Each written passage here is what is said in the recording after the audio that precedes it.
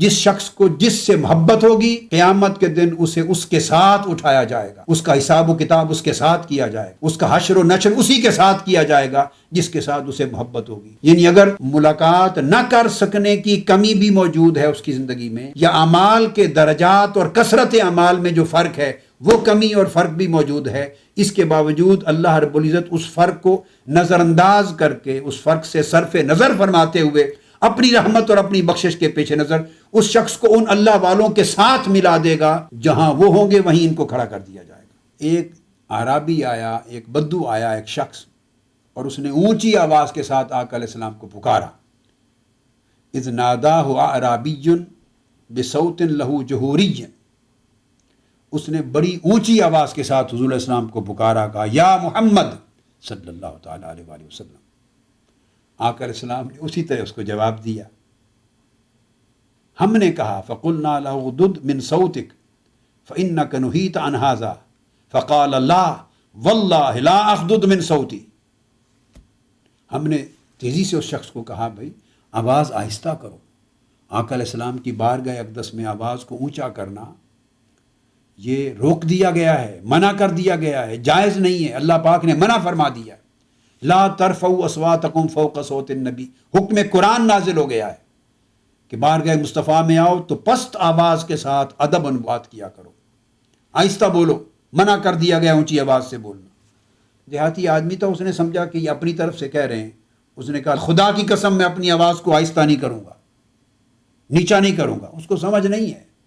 کہ کیا قرآنی احکام آ گئے ہیں، کوئی آیت اتر آئی ہے، یہ صحابہ کرام اپنی طرف سے کہہ رہے ہیں کہ منع کر دیا گیا ہے اونچی آواز سے بولنا۔ اس نے سمجھا یہ روک رہے ہیں، اس نے کہا نہیں خدا کی قسم میں اپنی آواز کو پست نہیں کروں گا۔ صحابہ کرام خاموش ہو گئے۔ آقا علیہ السلام نے برا نہیں منایا، آپ نے اس کے لیے ناگواری ظاہر نہیں کی،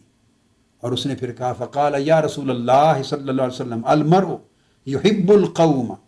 ولما يلحق بهم قال المرء مع من احبہ۔ اس نے سوال پوچھا کہ یا رسول اللہ یہ بتائیے کہ ایک شخص ایک قوم سے، ایک طبقے سے، اللہ کے بندوں کے ایک گروہ سے، ایک جماعت سے محبت کرتا ہے، مگر وہ ان سے مل نہیں سکا۔ اب نہیں مل سکا اس کے دو معنی ہیں، ایک تو فزیکلی اس کی ملاقات نہیں ہو سکی ان سے، اس کا ایک معنی یہ ہے کہ اسے محبت ہے ان اللہ والوں کے ساتھ یا اللہ کے نیک بندوں کے ساتھ، اہل اللہ کے ساتھ، اللہ کے پیارا بندوں کے ساتھ، مگر اس سے فزیکلی ان کی مجلس میں، ان کی صحبت میں جا کے بیٹھنا، ان سے ملاقات کرنا، ان کے ساتھ رہنا یہ نصیب نہیں ہو سکا، خواہ بعد زمانی کی وجہ سے کہ زمانہ زیادہ ہے کہ وہ اللہ والے جن سے اسے محبت ہے وہ چند صدیاں پہلے ہو گزرے، اور یہ محبت کرنے والا آج بعد میں ہے۔ جیسے آج لوگ محبت کرتے ہیں حضور داتا گنج بخش علی حجویری سے، محبت کرتے ہیں حضرت بابا فرید الدین گنج شکر سے، مگر ان سے مل نہیں سکے، محبت کرتے ہیں خواجہ نظام الدین اولیاء سے، محبت کرتے ہیں خواجہ معین الدین چشتی اجمیری سے، محبت کرتے ہیں خواجہ بہاؤالدین نقشبند سے، محبت کرتے ہیں امام ابو الحسن شاذلی سے، محبت کرتے ہیں حضرت شیخ سید احمد الرفاعی سے، محبت کرتے ہیں حضور سیدنا غوث العظم شیخ عبد القادر جیلانی رضی اللہ تعالیٰ عنہ سے۔ الغرض بعد زمانی ہے، صدیوں کا فاصلہ ہے، یا بعد مکانی ہے، زمانہ ایک ہی ہے،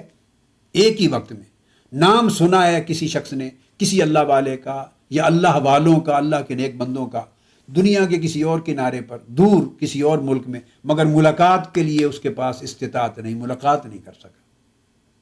تو ایک معنی تو یہ ہے ان کے ساتھ مل نہیں سکا فزیکلی، اور دوسرا ولما یلحق بہم کا ایک معنی یہ بھی ہے کہ اپنے اعمال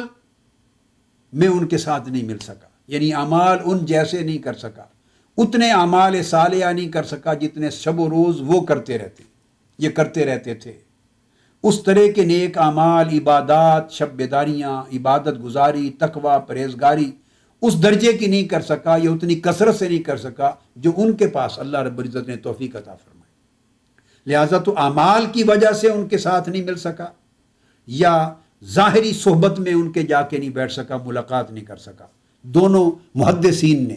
ائمہ حدیث نے اور شارحین نے دونوں معنی بیان کیے۔ تو اس شخص کو محبت تھی ان سے، مگر ملاقات نہ کر سکا یا ان جیسے اعمال نہ کر سکا، تو اس کے لیے کیا حکم ہے؟ آقا علیہ السلام نے اس کو جواب دیا، المرء مع من احبہ، جس شخص کو جس سے محبت ہوگی قیامت کے دن اسے اس کے ساتھ اٹھایا جائے گا، اس کا حساب و کتاب اس کے ساتھ کیا جائے گا، اس کا حشر و نشر اسی کے ساتھ کیا جائے گا جس کے ساتھ اسے محبت ہوگی۔ یعنی اگر ملاقات نہ کر سکنے کی کمی بھی موجود ہے اس کی زندگی میں، یا اعمال کے درجات اور کثرت اعمال میں جو فرق ہے وہ کمی اور فرق بھی موجود ہے، اس کے باوجود اللہ رب العزت اس فرق کو نظر انداز کر کے، اس فرق سے صرف نظر فرماتے ہوئے اپنی رحمت اور اپنی بخشش کے پیش نظر اس شخص کو ان اللہ والوں کے ساتھ ملا دے گا، کھڑا کر دے گا، ان کے ساتھ حساب و کتاب یہ حشر و نشر ہوگا، جہاں وہ ہوں گے وہیں ان کو کھڑا کر دیا جائے گا۔ تو اللہ پاک اس محبت کا یہ صلہ عطا کرے گا اس کو کہ قیامت کے دن ان کی معیت اور سنگت دے دی جائے گی۔ اور ایک حدیث میں آتا ہے اللہ رب العزت اس محبت کرنے والے کو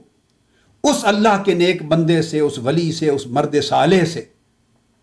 اس مرد مقرب سے ملا دیا جائے گا، ساتھ کھڑا کر دیا جائے گا قیامت کے دن، جس کے ساتھ اسے محبت تھی۔ اور یہ فرمایا جائے گا، حدیث پاک کے الفاظ آتے ہیں، لو کان عبدین تحابا فی اللہ عز وجل واحد فی المشرق وآخر فی المغرب، دو بندے تھے، اللہ کے لیے ان میں محبت کا رشتہ تھا،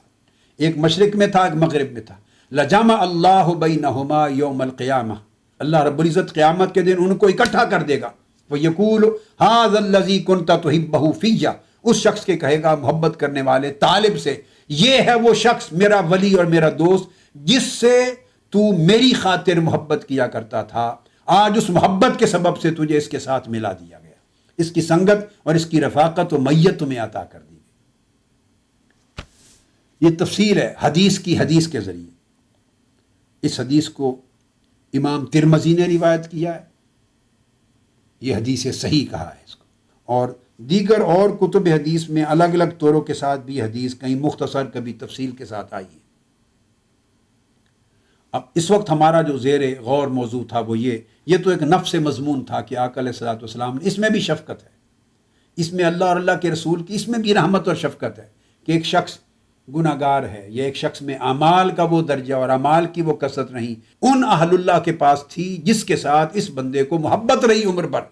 اور اس کی محبت کے مظاہر اس کی زندگی میں نظر آتے رہے، یہ اس محبت کا اظہار کرتا رہا، صدق کے دل سے محبت کرتا رہا۔ تو صدق کے دل سے اگر سچی محبت اس کے دل میں تھی اور اعمال میں کمی بھی تھی یا ملاقات نہ کر سکنے کی کمی بھی تھی، تب بھی اللہ تبارک و تعالیٰ اس کمی کو قیامت کے دن پورا کر دے گا، اور اس کمی اور فرق کو مٹا کر اس کو اس کے ساتھ سنگت اور رفاقت دے دی جائے گی۔ یہ بھی فی نفس ہی اللہ کی رحمت ہے،